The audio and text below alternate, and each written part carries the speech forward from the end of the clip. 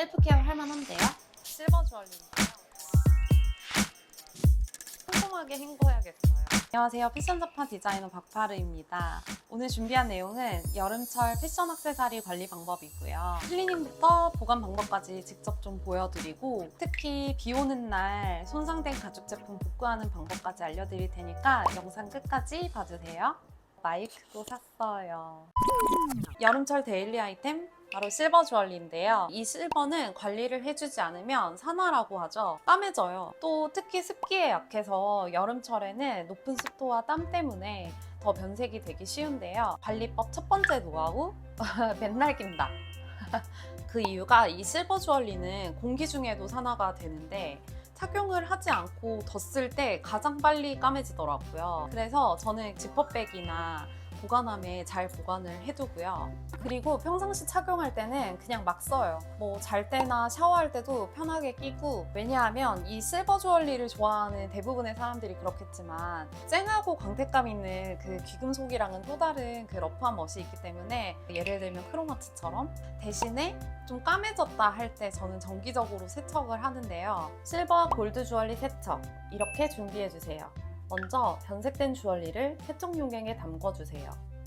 30초 정도 후에 세척 정도를 확인하고, 세척이 되었다면 물에 헹궈서 마른 수건 위에 올려주고, 물 얼룩 방지를 위해서 미지근한 바람의 드라이기를 사용했어요. 그리고 나서 광택천으로 닦아주면 끝! 텍스처나 틈새가 있는 주얼리는 이 솔을 이용해서 세척하면 돼요. 주의할 점은 실버와 골드 제품에만 사용해주세요. 물론 저렴한 방법도 있어요. 칫솔에 치약을 소량 묻혀서 이렇게 문지르면 너무 심한 변색은 없어지기도 하는데, 이 제품이 제가 치약으로 세척한 제품인데, 이렇게 텍스처가 있는 제품들은 그 사이사이로 치약이 좀 끼면서 약간 끈적한 느낌이 있어서 좀 오히려 시간이 오래 걸리고 까다롭더라고요. 다음은 신발 관리법인데요. 고무 소재 제품도 위생과 탈취를 위해서 세척이 꼭 필요한데요. 먼저 미지근한 물에 100원 크기만큼의 중성 세제를 풀어주고, 강한 세제나 거친 브러쉬는 소재가 상할 수 있으니 안 쓰는 칫솔로 살살 닦아주세요. 깨끗이 헹군 후 타올로 물기를 제거하고 바람이 잘 통하는 곳에서 자연 건조하면 끝! 다음은 운동화 관리법인데요. 저는 아끼는 진이나 운동화 제품은 웬만하면 집에서 셀프 세척을 안 하는 편이고요. 하게 되면 데일리 케어 정도 하는데, 내돈내산 제품과 함께 관리하는 방법 알려드릴게요.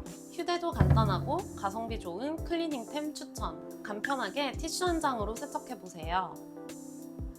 거품이 생기면서 얼룩이 지워지는 게 바로 보이는데요.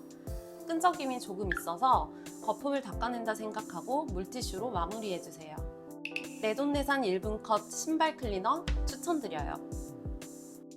꿉꿉한 여름철 신발장 필수템, 바로 제습제인데요.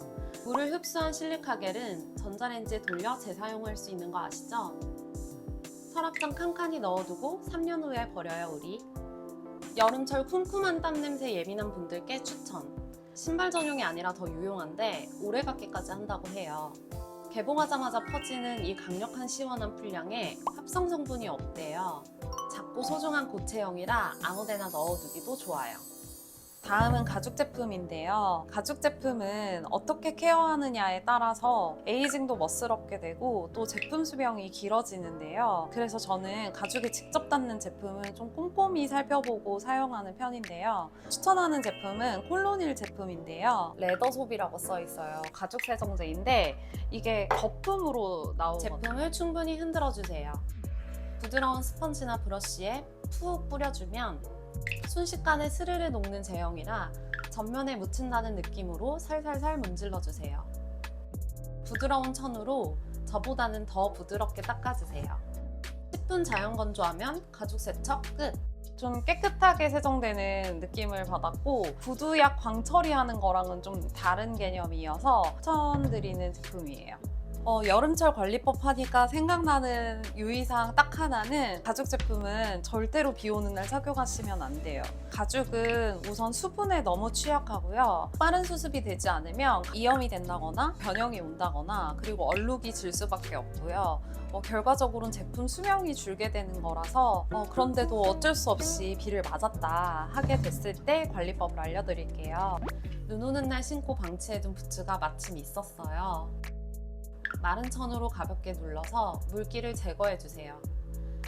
빗물에 섞인 이물질을 먼저 털어내고 물 얼룩이 졌다면 가죽 세정제로 가볍게 닦아주세요. 형태 변형 방지를 위해 클로징도 바로 하고 안쪽에 신문지를 말아넣고 서늘한 곳에서 건조하면 끝!